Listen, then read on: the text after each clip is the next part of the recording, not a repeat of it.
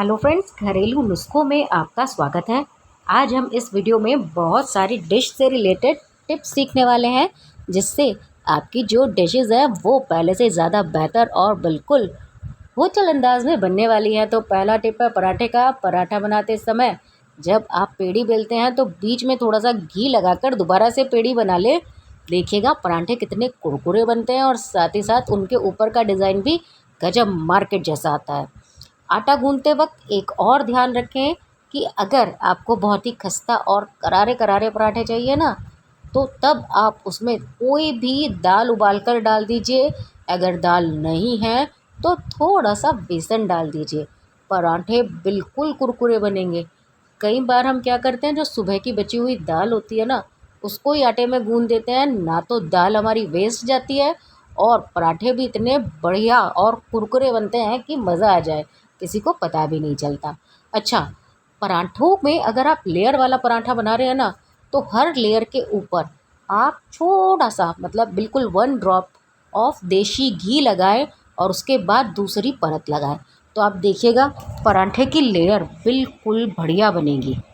अच्छा, मैं कई बार जब बच्चों के लिए पराठा बनाती हूँ तो क्या करती हूँ, हर लेयर पर टॉपिंग कर देती हूँ। एक में मसाले की, एक टॉपिंग में मिर्ची की, एक में हरे धनिए की चटनी की, और कभी कभी मैं बिल्कुल पतली सी लेयर एक आलू की भी लगा देती हूँ।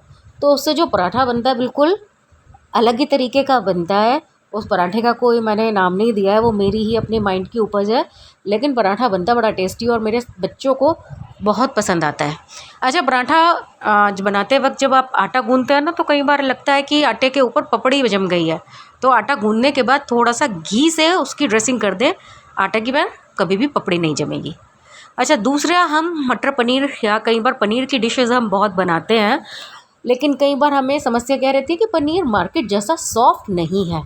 तो जब भी कभी आप पनीर बनाएं, तो पनीर बनाने से पहले आप 10 मिनट के लिए गुनगुने पानी में पनीर को स्लाइस में काटकर भिगो दीजिए। पनीर बिल्कुल नरम बनेगा। और दूसरी चीज़ आती है कि जब आप पनीर बनाते हैं तो उसकी ग्रेवी में थोड़ी मलाई डाल दीजिए, ग्रेवी भी गाढ़ी बनेगी। अब जो नेक्स्ट चीज़ है वो है राजमा। राजमा चावल किसकी पसंद नहीं है। लोगों को लगता है कि मैं बिल्कुल, अगर मुझे आधा घंटे बाद राजमा बनानी है तो वो नहीं बनेगी, नहीं उबलेगी।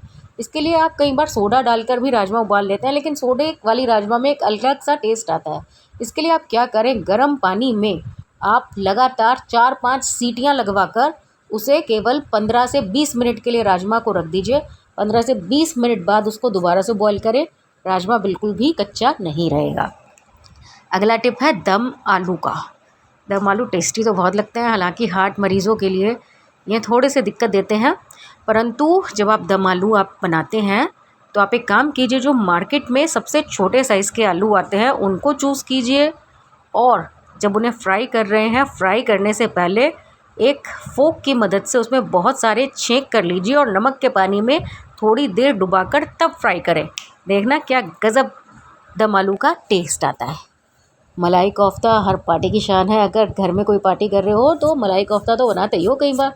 तो मलाई कोफ्ते की जो आप जब तलते हैं तो कई बार वो फट जाता है।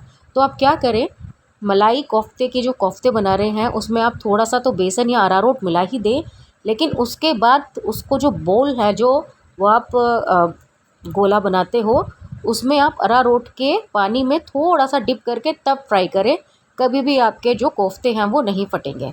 अब पालक पनीर है तो बड़ी ही हेल्दी डिश, लेकिन घर में बाज़ार जैसा टेस्ट नहीं आता। अगेन इसके 2 टिप है। एक तो जब आप टमाटर की ग्रेवी बना रहे हैं पालक पनीर की, उसमें थोड़ी सी मलाई डाल दें और आलन दें। आलन आप बेसन की बजाय अरारोट का आलन दें। इससे क्या होगा, उसकी जो फ्रेशनेस है और जो उसका कलर है बिल्कुल वो नेचुरल लगेगा। अदरवाइज़ आटे और बेसन का आलन देने से वो कलर नेचुरल नहीं रहता।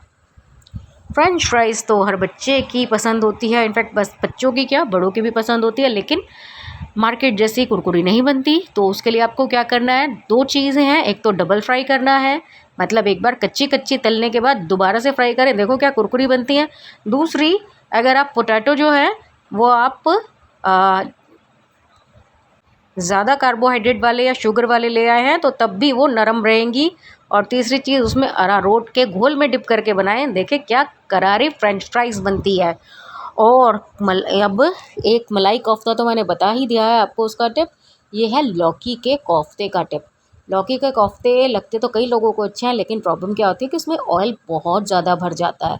इसके लिए आप क्या करें, उसमें बेसन की जो आप स्टफिंग करते हैं, मतलब कि बेसन उसमें डालकर तब आप तलते हैं, तो बेसन की जगह उसमें बेसन प्लस अरारोट डालें तो वो शेप भी अच्छी आती है और लोगों को भी पसंद आते हैं। अब नेक्स्ट टिप है आपका टिक्की से रिलेटेड। आलू की टिक्की पसंद तो सबको बहुत है, बनाने में मेहनत लगती है, कई लोग तो बिना मेहनत के बना देते हैं तो वो टेस्टी नहीं लगती। तो इसके लिए आप क्या करें, तो टिक्की के अंदर ना थोड़ी सी चने की दाल भून कर वो अंदर भरिए, वो बहुत टेस्टी लगती है, अलग ही टेस्ट आता है। दूसरा, बेसन इसमें लगाने की बजाय जो आप कोटिंग करते हैं वो अगेन अरारोट की कीजिए, टिक्की बहुत ज़्यादा टेस्टी बनेगी। पूरी तो हर पार्टी में हर त्यौहार पर बनती है, लेकिन नरम नरम नहीं रह पाती ज़्यादा दिनों तक, सॉरी ज़्यादा घंटों तक। तो उसके लिए उसे दूध में जो आटा गूंदते हैं, आटा पानी की जगह दूध में गूंदे, आपकी पूरी आराम से सफ़र के लिए 2 दिन चल जाएगी।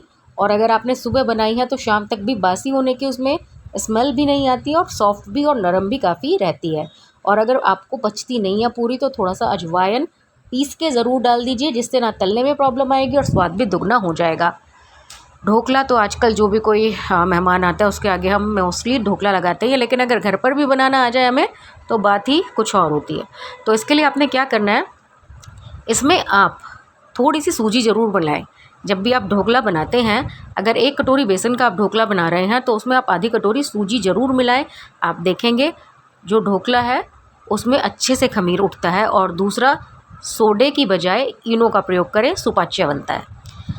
अब दाल मखनी पे आते हैं। जब भी होटल पे जाते हैं तो दाल मखनी तो ज़रूर ऑर्डर करते हैं। तो इसमें आप टेस्टी और ज़्यादा अच्छा ग्रेवी में टेस्ट बाज़ार जैसा आने के लिए क्या करें, एक तो उसको पकाएं खूब। जब आप छौंक दे दें, छौंक देने के बाद भी कम से कम आधा घंटे खुली गैस पर, मतलब गैस पर सिम करके इसको पकाएं, टेस्ट अलग आता है कड़ के। और दूसरा, इसमें जो मार्केट का बटर होता है, कई सारी कंपनीज़ के आते हैं, अमूल बटर वगैरह, वो डालिए, टेस्ट गज़ब का आएगा। सांभर तो हर साउथ इंडियन डिशेस की शान है। तो सांभर बनाते वक्त आप क्या करें, जो उसको लेस अच्छा सा आए, इसमें आप सब्जियों में थोड़ी सी भिंडी ज़रूर डालें। इससे क्या होता है, लेस बड़ा अच्छा आता है। और कई लोग क्या करते हैं कि जो सब्जियां हैं उसमें आप कद्दू नहीं डालते हैं। कद्दू मतलब सीताफल, अगर आप सीताफल का भी इसके साथ प्रयोग करेंगे तो सांभर का टेस्ट बहुत अच्छा आता है। और इसको राई की जगह काली सरसों में छौंक दीजिए, देखिए क्या गज़ब टेस्ट आता है। इडली 2 तरीके से बनती है, उड़द दाल की और चावल के मिक्स की, और एक बनती है सूजी की। दोनों का टिप बता देती हूँ। जब उड़द और राइस की आप इडली बनाते हैं तो उड़द की दाल आपको 1 कटोरी लेनी है और 2 कटोरी लेना है चावल, मतलब ये प्रोपोर्शन में आपको इडली का बैटर तैयार करना है, तो तब इडली सॉफ्ट बनेगी। दूसरा, अगर आप सूजी की इडली बना रहे हैं तो आप जब उसको खमीर उठाने के लिए इनो डालते हैं, उसके बाद बिल्कुल भी पानी ना डालिए, देखिए कितनी सॉफ्ट बनती है। तो फ्रेंड्स, ये था हमारा किचन की डिशेस से रिलेटेड टिप्स का पहला पार्ट। अगर हमारी वीडियो पसंद आई हो तो वीडियो को शेयर ज़रूर कीजिएगा, हमारी बाकी की वीडियोस भी देखिएगा, और चैनल पर नए हैं तो चैनल को सब्सक्राइब ज़रूर कर लीजिएगा। बहुत टाइम से मेहनत कर रही हूँ इस पर, लेकिन वर्क में कुछ फ़ायदा नहीं हो रहा है।